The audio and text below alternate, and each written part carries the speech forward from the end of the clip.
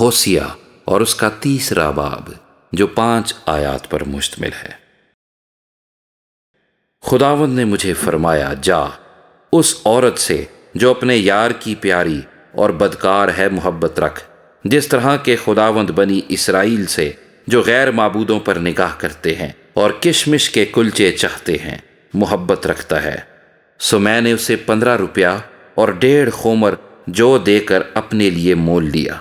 اور اسے کہا، تو مدت دراز تک مجھ پر قناعت کرے گی اور حرام کاری سے باز رہے گی اور کسی دوسرے کی بیوی نہ بنے گی، اور میں بھی تیرے لیے یوں ہی رہوں گا، کیونکہ بنی اسرائیل بہت دنوں تک بادشاہ اور حاکم اور قربانی اور ستون اور افود اور ترافیم کے بغیر رہیں گے۔ اس کے بعد بنی اسرائیل رجوع لائیں گے اور خداوند اپنے خدا کو اور اپنے بادشاہ داؤد کو ڈھونڈیں گے، اور آخری دنوں میں ڈرتے ہوئے خداوند اور اس کی مہربانی کے طالب ہوں گے۔